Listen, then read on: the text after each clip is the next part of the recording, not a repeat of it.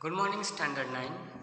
Today we are going to read our our last topic, that is past perfect continuous tense. जैसे कि आप सभी जानते हैं, हम लोग का पिछले सेशन में पास्ट टेंस का सीरीज़ चल रहा था और पास्ट टेंस के सीरीज़ में हम लोगों ने अपने 3 टॉपिक पढ़ चुके हैं। ये हमारा लास्ट टॉपिक है। सो चलिए इस टॉपिक को स्टार्ट करते हैं। Our topic is past perfect continuous tense. So first look at the identity. इस वाक्य को पहचानने की आइडेंटिटी क्या होती है? वाक्य के क्रिया के अंत में रहा था, रही थी और रहे थे होंगे, ठीक है, और वह कार्य वर्तमान में जारी रहेगा। इट मीन्स कि जो कार्य है वो पास्ट में शुरू हुआ है, भूतकाल में शुरू हुआ है और अभी वर्तमान में वो कार्य जारी है, यानी कार्य की समाप्ति अभी नहीं हुई है, वो कार्य एज इट इज चल रहा है। एक उदाहरण देखिए, रोहित इस विद्यालय में 4 वर्षों से पढ़ रहा था। रोहित इस विद्यालय में 4 वर्षों से पढ़ रहा था, यानी 4 वर्ष पहले रोहित ने किसी विद्यालय में अपना नामांकन कराया है और अभी भी वो उस विद्यालय में पढ़ाई कर रहा है। पिताजी पिछले 1 घंटे से अखबार पढ़ रहे थे, यानी पिताजी ने पिछले 1 घंटे पहले अखबार पढ़ना प्रारंभ किया था और अभी भी वो अखबार पढ़ रहे हैं। उनके अखबार पढ़ने का कार्य अभी भी समाप्त नहीं हुआ है। सो इस तरह के वाक्यों को कहा जाता है पास्ट परफेक्ट कंटिन्यूस टेंस या पास्ट परफेक्ट प्रोग्रेसिव टेंस भी होगा। यहाँ कंटिन्यूस की जगह आपको प्रोग्रेसिव देखने को मिलेगा। सो प्रोग्रेसिव से कंफ्यूज मत होइएगा, वो कंटिन्यूस ही है, ठीक है। स्ट्रक्चर पे ध्यान देते हैं। पॉजिटिव सेंटेंस के अंदर पास्ट परफेक्ट कंटिन्यूस टेंस का स्ट्रक्चर होगा subject plus had plus been plus V4 plus for oblique since plus object. तो फॉर ऑब्लिक सिंस का मैं यूज़ आपको बता चुका हूँ पिछले क्लास में कि फॉर यूज़ करते हैं हम लोग ड्यूरेशन ऑफ टाइम के लिए और सिंस यूज़ करते हैं पॉइंट ऑफ टाइम के लिए।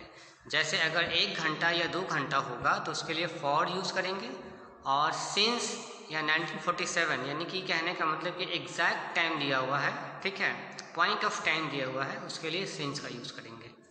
एग्जाम्पल से और क्लियर होगा आप लोगों का। देखिए, she had been reading the novel. She had been reading the novel since morning, यानी वह सुबह से उपन्यास पढ़ रही थी।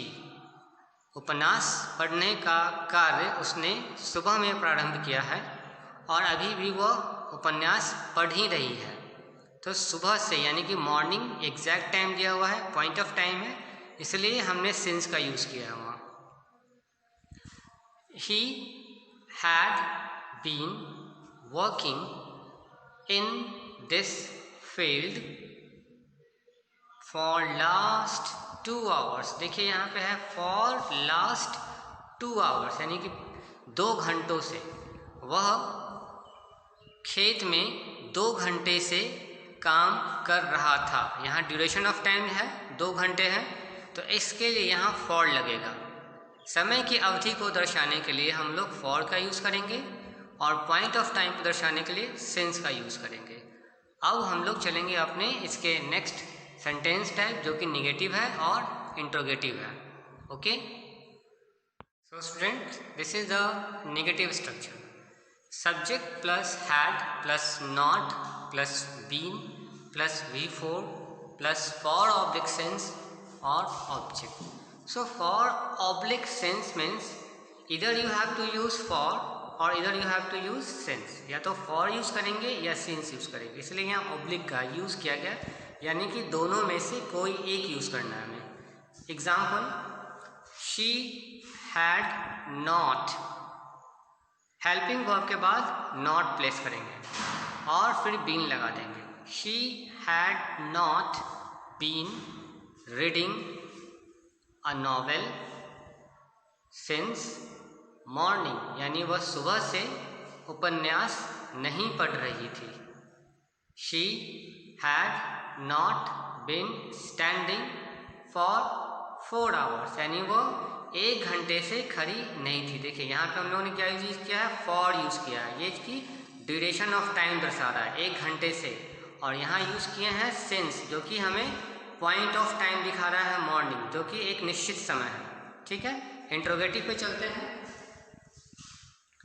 इंट्रोगेटिव सेंटेंस हमारा प्रश्नवाचक वाक्य होता है had plus subject plus been plus before plus for oblique since object और लास्ट में क्वेश्चन मार्क यूज करना बहुत ही ज़्यादा ज़रूरी है। ठीक है, had he been reading for 1 hour, क्या वह 1 घंटे से पढ़ रहा था, फॉर 1 आवर।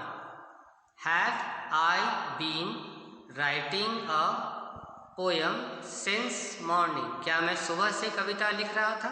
तो आशा करता हूँ आप लोगों को फॉर और सिंस का यूज़ अब अच्छे से समझ में आ गया होगा। और यहाँ पर हम लोग का पास्ट टेंस का चारों टॉपिक खत्म होता है। नेक्स्ट क्लास हम लोग स्टार्ट करेंगे फ्यूचर टेंस से। Okay, that's all for students, be safe and keep learning.